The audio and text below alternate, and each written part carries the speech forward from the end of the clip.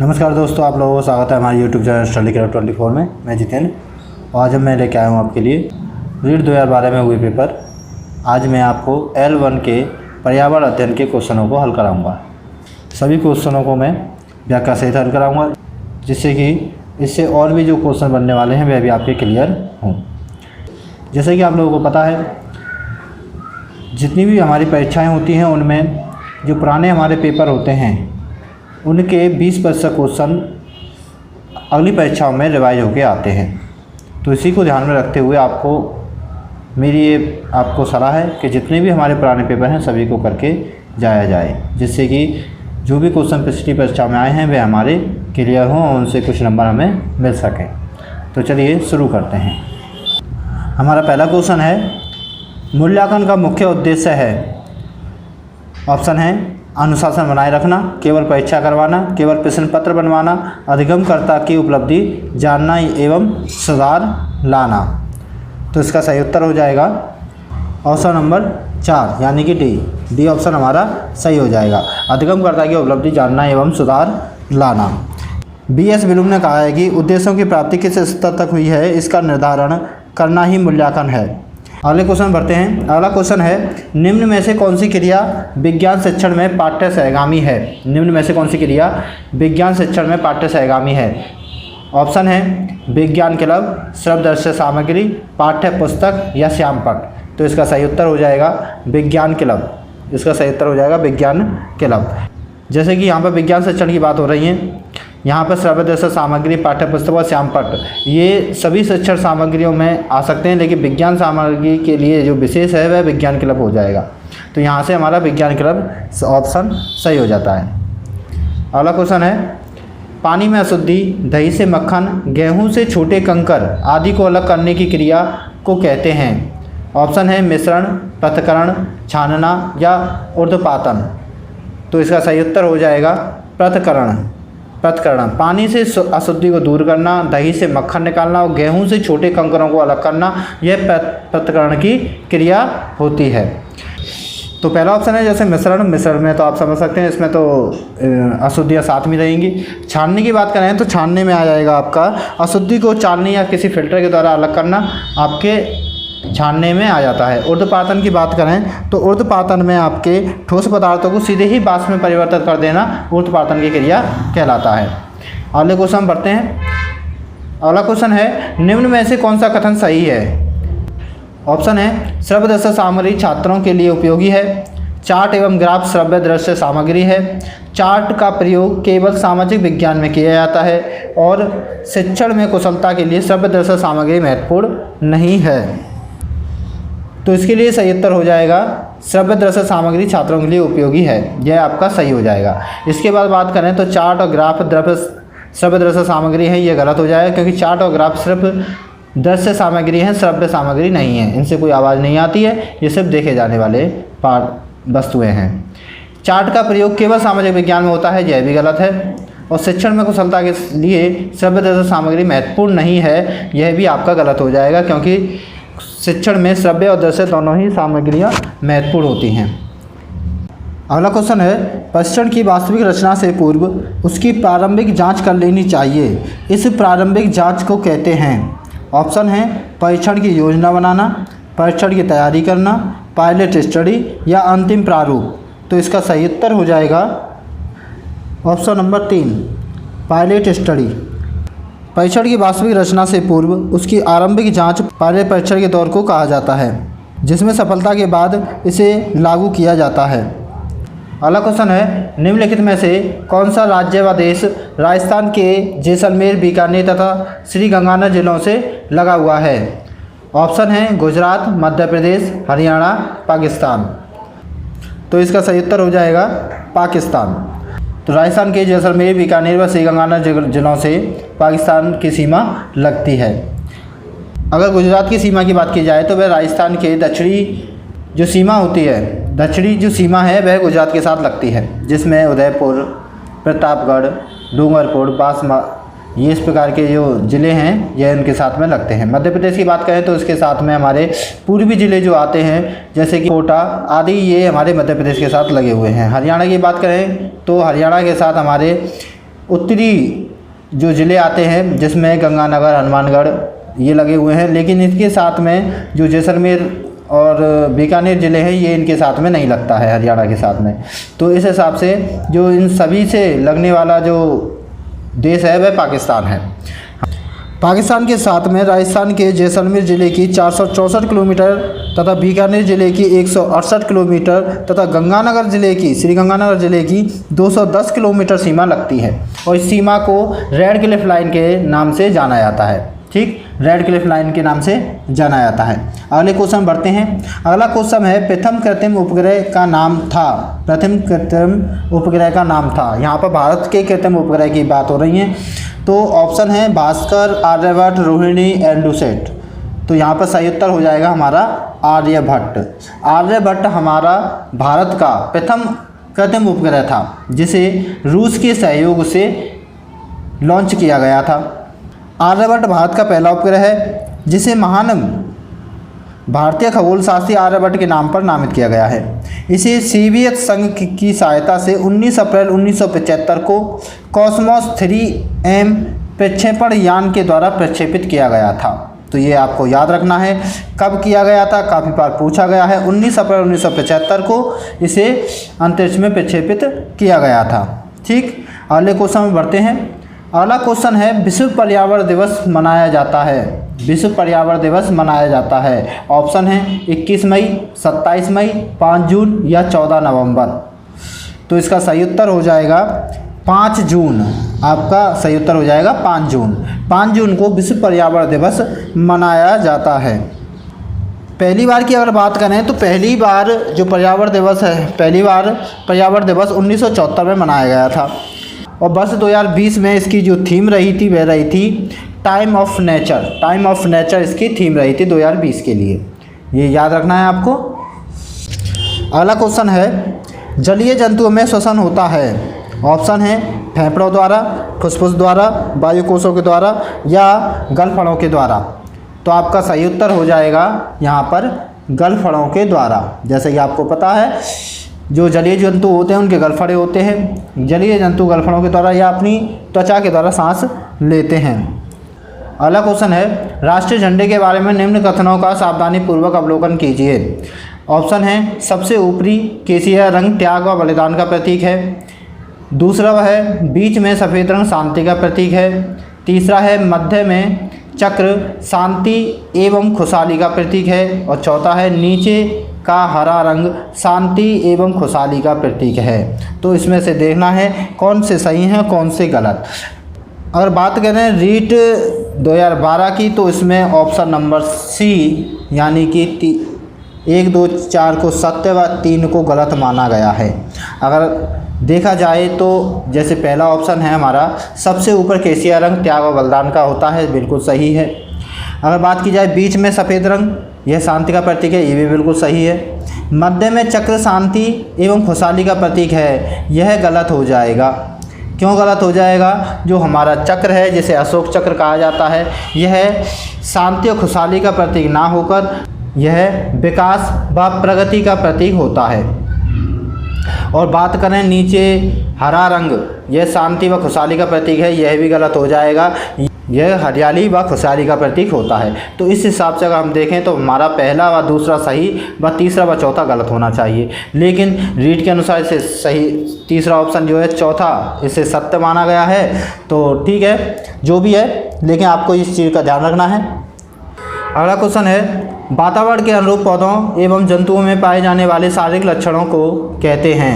Option है अनुकूलन, परजीविता, रूपांतरण, इनमें से सभी। इसका सही उत्तर हो जाएगा ऑप्शन नंबर 1 अनुकूलन। अनुकूलन इसका सही हो जाएगा। वातावरण के अनुरूप पौधे व जंतुओं में पाए जाने वाले शारीरिक लक्षणों को अनुकूलन कहते हैं। अगले क्वेश्चन बढ़ते हैं। अगला क्वेश्चन है हमारे राज्य का पंछी अभ्यारण्य किस जिले में स्थित है? हमारे राज्य का पंछी अभ्यारण्य किस जिले में स्थित है? ऑप्शन है सवाई माधोपुर, अलवर, भरतपुर व उदयपुर। तो इसका सही उत्तर हो जाएगा भरतपुर। हमारा इसका सही उत्तर हो जाएगा भरतपुर। भरतपुर में राज्य पंछी अभ्यारण्य स्थित है जिसे भरतपुर अभ्यारण्य, घना पंछी अभ्यारण्य व बर्ड सेंचुरी के नाम से जाना जाता है। इसे सन 1981 में पंछी विशेषज्ञ डॉक्टर सलीम अली के प्रयासों से पंछी अभयारण्य का दर्जा प्राप्त हुआ था। सन 1985 में इसे विश्व धरोहर का दर्जा भी मिल चुका है। यह साइबेरियन सारस के लिए दुनिया भर में प्रसिद्ध है। साइबेरियन सारस साइबेरिया से करीब यहाँ से हज़ारों किलोमीटर दूर से यहाँ पर प्रजनन करने के लिए आते हैं और पूरी सर्दियाँ यहाँ पर रहते हैं। इसके बाद वे वापस चले जाते हैं। यह क्रम उनका प्रत्येक वर्ष चलता रहता है, इसी कारण यह काफ़ी प्रसिद्ध भी है। अगले क्वेश्चन बढ़ते हैं। अगला क्वेश्चन है, निम्न में से कौन सा कथन वायु के संबंध में सही नहीं है? वायु के संबंध में सही नहीं है। ऑप्शन है वायुयान उड़ते हैं, वायु में भार होता है, वायु स्थान घेरती है, वायु में रंग होता है। तो यहाँ पे सही उत्तर हो जाएगा डी ऑप्शन, यानी कि वायु में रंग होता है, यह गलत हो जाएगा, मतलब कि यह सही नहीं है। वायु का ना कोई रंग होता है, ना ही कोई स्वाद होता है, यह आपको याद रखना है। बात करें अगर वायु की, तो वायु गैसों का मिश्रण होती है, जिसमें नाइट्रोजन 78%, ऑक्सीजन 21%, आर्गन 0.93% तथा कार्बन डाइऑक्साइड 0.03% होती है।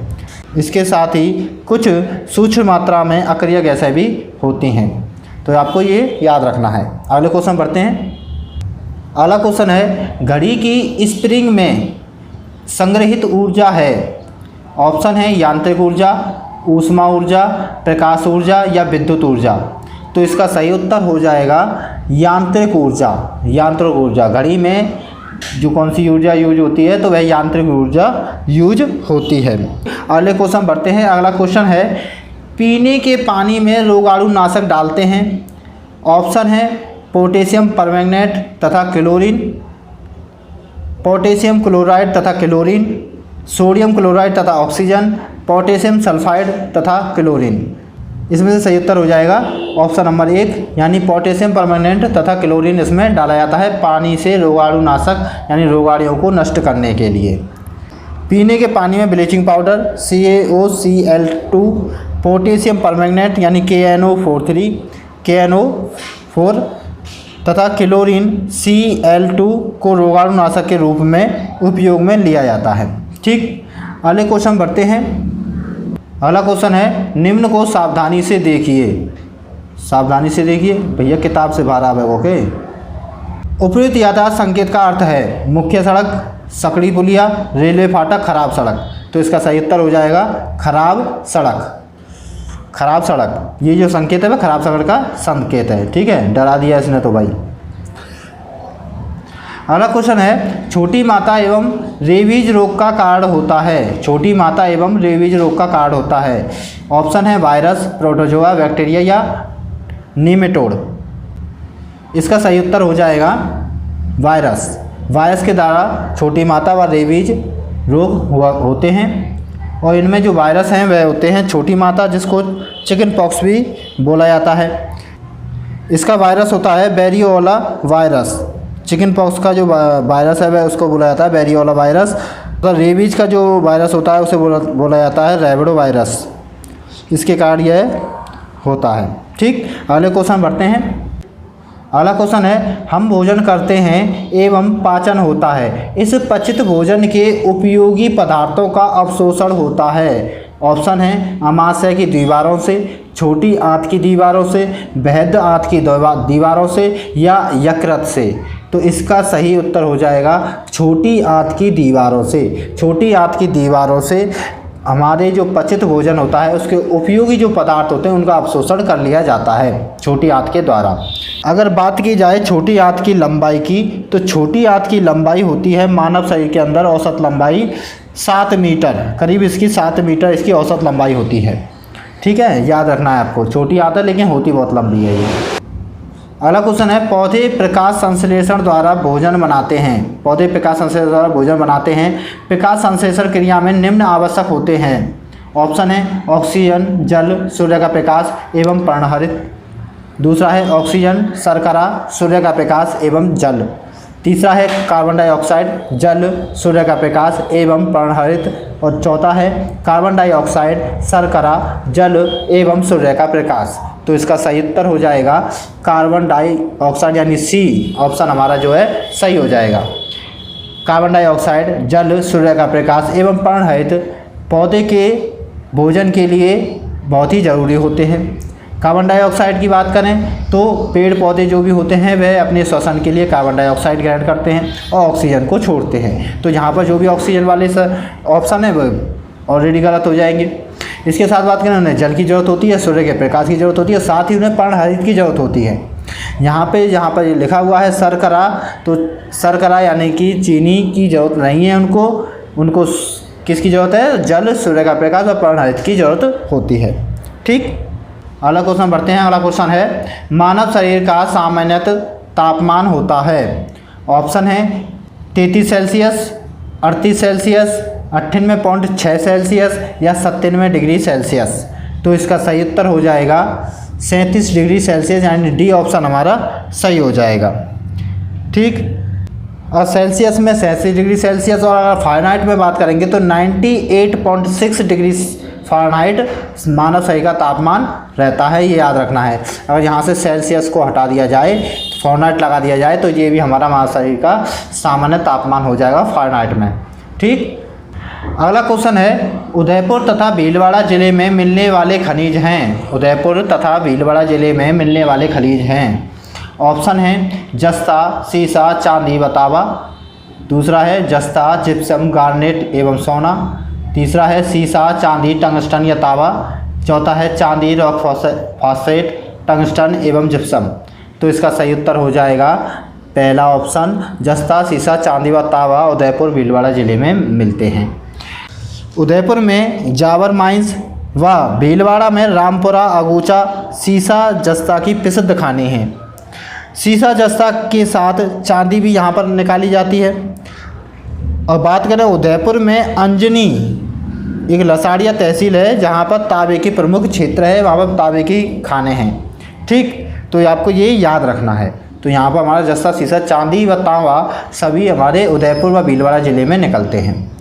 अगला क्वेश्चन है राजस्थान के किस ज़िले में पेट्रोलियम निकाला जाता है? राजस्थान के किस ज़िले में पेट्रोलियम निकाला जाता है? ऑप्शन है बारां, भरतपुर, जोधपुर या बाड़मेर। तो उसका सही उत्तर हो जाएगा बाड़मेर। बाड़मेर में सर्वाधिक मात्रा में पेट्रोल निकाला जाता है। बाड़मेर जिले में गुड़ा, सरस्वती, रागेश्वरी, कामेश्वरी, मंगला, ऐश्वर्या, विजया, भाग्यम आदि प्रमुख क्षेत्र हैं जहां से पेट्रोल निकाला जाता है। इन क्षेत्रों के ये नाम हैं।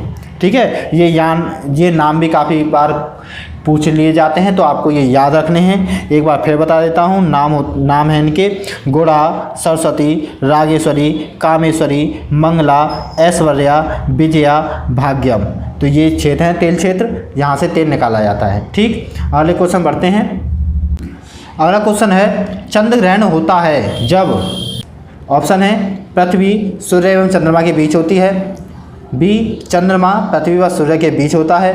सी, सूर्य पृथ्वी एवं चंद्रमा के बीच होता है। और डी, पृथ्वी, सूर्य एवं चंद्रमा सीधी रेखा में होते हैं। इसका सही उत्तर हो जाएगा ए ऑप्शन, पृथ्वी, सूर्य एवं चंद्रमा के बीच होती है। जब पृथ्वी सूर्य एवं चंद्रमा के बीच में आ जाती है तो उस कंडीशन में पृथ्वी की छाया चंद्रमा पर पड़ती है, जिसके कारण चंद्र ग्रहण होता है।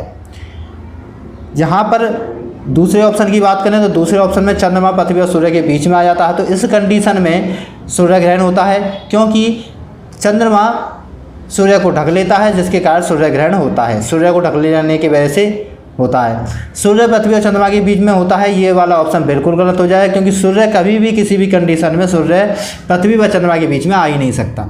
ठीक, और यही कंडीशन डी में भी दिख रही है। यहाँ पर पृथ्वी, सूर्य, चंद्रमा सीधी रेखा में होंगे, यानी कि सूर्य बीच में दिखाया गया, तो ये भी हमारा गलत हो जाएगा। तो यहाँ पर ऑप्शन नंबर पहला हमारा सही हो जाता है।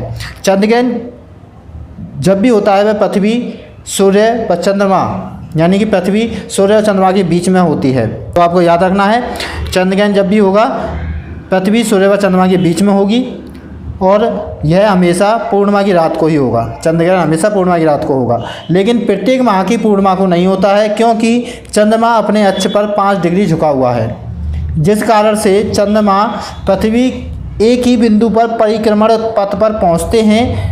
उस समय चंद्रमा अपने अच्छे झुकाव के कारण थोड़ा आगे निकल जाता है, इस कारण से एक कैलेंडर में यानी कि एक वर्ष में सिर्फ 3 बार चंद्र ग्रहण हो सकता है, अधिकतम 3 बार ही हो सकता है। ये आपको याद रखना है क्योंकि कई बार क्वेश्चन पूछ लिया जाता है।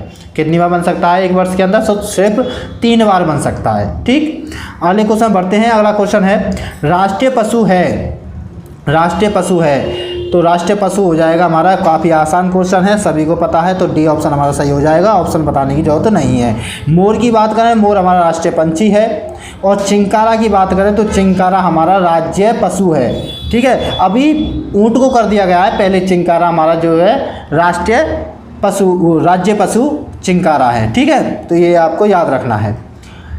अगले क्वेश्चन बढ़ते हैं। अगला क्वेश्चन है सूर्य नगरी नाम है। ऑप्शन है जयपुर का, जैसलमेर का, बाड़मेर का या जोधपुर का। तो इसका सही उत्तर हो जाएगा जोधपुर का। सूर्य नगरी जोधपुर का नाम है। सन 1459 में राव जोधा के द्वारा जोधपुर शहर को बसाया गया था। यहाँ उन्होंने एक किला बनवाया जिसे मेहरानगढ़ का किला कहते हैं। मेहरान का अर्थ होता है सूरज, इसी कारण इसको सूर्य की नगरी कहा जाता है। जोधपुर को मरुस्थल का प्रवेश द्वार भी कहा जाता है, ये भी आपको याद रखना है। ठीक, अगले क्वेश्चन पढ़ते हैं। अगला क्वेश्चन है निम्न में से कौन सा कथन सही है? निम्न में से कौन सा कथन सही है? ऑप्शन है एकल परिवार में दहेज प्रथा सामान्य बात है। दूसरा ऑप्शन है एकल परिवार में बाल श्रम सामान्य बात है। तीसरा ऑप्शन है दहेज तथा बाल श्रम सामाजिक बुराइयां हैं। और चौथा है दहेज तथा बाल श्रम शहरों में सामान्य बात है। तो इसका सही उत्तर हो जाएगा सी ऑप्शन, दहेज तथा बाल श्रम सामाजिक बुराइयां हैं और जो सामाजिक बुराइयां हैं उनको सामान्य बात हम नहीं कह सकते। जिस प्रकार एकल परिवार में दहेज सामान्य बात है, बिल्कुल गलत। एकल परिवार में बाल श्रम सामान्य बात है, ये भी गलत हो जाएगा। दहेज और बाल श्रम शहरों में सामान्य बात है, ये भी गलत हो जाएगा। जो सामाजिक बुराइयाँ हैं वह हमेशा बुराइयाँ रहती हैं, उन्हें सामान्य हम बात नहीं कह सकते। हालांकि वह चाहे कितनी भी लोकप्रिय क्यों ना हो और चाहे वह कितनी भी चलती क्यों ना हो, जो चीज़ गलत है वह गलत है। ठीक, अगले क्वेश्चन बढ़ते हैं। अगला क्वेश्चन है मानव शरीर हड्डियों का ढांचा मात्र रह जाता है, इसका कारण है। मानव शरीर हड्डियों का ढांचा मात्र रह जाता है, इसका कारण है। ऑप्शन है लंबे समय तक तंबाकू ग्रहण करने से, लंबे समय तक शराब का सेवन करने से, परिवार के लोगों द्वारा नशा करने से और परिवार के लोगों के द्वारा तंबाकू ग्रहण करने से। इसका सही जो ऑप्शन रीट 2012 में माना गया है वह ऑप्शन नंबर ए माना गया है। लंबे समय तक तंबाकू ग्रहण करने से मानव शरीर हड्डियों का ढांचा मात्र रह जाता है। अगर सही तरीके से देखा जाए तो इसमें ए और बी दोनों ही माने जाने चाहिए, क्योंकि शराब भी शरीर के लिए उतनी ही हानिकारक है जितनी कि तंबाकू। शराब के सेवन से भी और कहीं तक देखा जाए तो तंबाकू से ज़्यादा शराब शरीर को नुकसान पहुंचाती है। तो यहाँ पर जो भी है रीट ने जो भी माना हो इसे, लेकिन अगर मैं कहूँ तो इसके दोनों ऑप्शन ही गलत सही हो जाएंगे कि शरीर को हड्डियाँ मात्र रह जाता है वो शराब और तंबाकू दोनों के द्वारा होता है। ठीक, अगले क्वेश्चन बढ़ते हैं। अगला क्वेश्चन है निम्नलिखित में से कौन सी सामग्री घर बनाने में काम नहीं आती? ऑप्शन है सीमेंट, लोहा, पत्थर व स्कूटर। तो यहाँ पे साफ साफ दिख रहा है आपको, घर बनाने के लिए सीमेंट की ज़रूरत होती है, लोहे की होती है, पत्थर की होती है, स्कूटर की नहीं होती। देखा जाए तो स्कूटर की भी होती है, क्योंकि भाई किसी को सामान लेने जाना है तो स्कूटर से तो जाएगा, पैदल जाएगा क्या? तो इस चीज़ की ज़रूरत होती है। चलो कोई बात नहीं, मजाक कर रहा था। इसका जो सही उत्तर हो जाएगा वो स्कूटर हो जाएगा। ठीक, अगला क्वेश्चन है ऊन प्राप्त होती है। ऑप्शन है भेड़, ऊँट, याक के बालों से, भेड़, शेर, ऊँट के बालों से, ऊँट, हाथी एवं खरगोश के बालों से, गाय, बकरी, भेड़ के बालों से। तो इसका सही उत्तर हो जाएगा ऑप्शन नंबर ए, भेड़ से, ऊँट से, याक के बालों से ऊन प्राप्त की जाती है। ऑप्शन नंबर 2 को देखें, भेड़, शेर और ऊँट के बालों से। शेर से कौन ऊँट निकाल सकता है भाई? ठीक है, हाथी से निकलती नहीं है, गाय से निकलती नहीं है। ठीक है, और शेर से निकालोगे तो वो तुम्हारी ऊन निकाल लेगा उल्टा। ठीक है, तो यहाँ पर हमारा ए ऑप्शन सही हो जाएगा। अगले क्वेश्चन बढ़ते हैं। अगला अंतिम क्वेश्चन है बंदर, शेर तथा चूहे के घर क्रमशः हैं। बंदर, शेर तथा चूहे के घर क्रमशः हैं। ऑप्शन है घोंसला, पेड़, गुफा। ऑप्शन बी गुफा, बिल, पेड़। ऑप्शन सी पेड़, गुफा, बिल। और ऑप्शन डी बिल, पेड़, गुफा। तो यहाँ पर सही उत्तर हो जाएगा, यानी कि हम खुद देख सकते हैं यहाँ पर सी ऑप्शन हमारा सही हो जाएगा, क्योंकि बंदर पेड़ पे रहता है, शेर गुफा में रहता है, चूहा बिल में रहता है। ठीक है, तो इसी के साथ आज की वीडियो को यहीं पर समाप्त करते हैं। मिलते हैं अगली वीडियो में। अगर आपको हमारी वीडियो पसंद आती है तो लाइक करें, दोस्तों को शेयर करें, चैनल को सब्सक्राइब करें, उसके बगल में आने वाले बेल आइकन को प्रेस करें जिससे कि हमारी जितनी भी वीडियो हैं उनकी नोटिफिकेशन आप तक पहुंच जाए। इसी के साथ धन्यवाद। जय हिंद।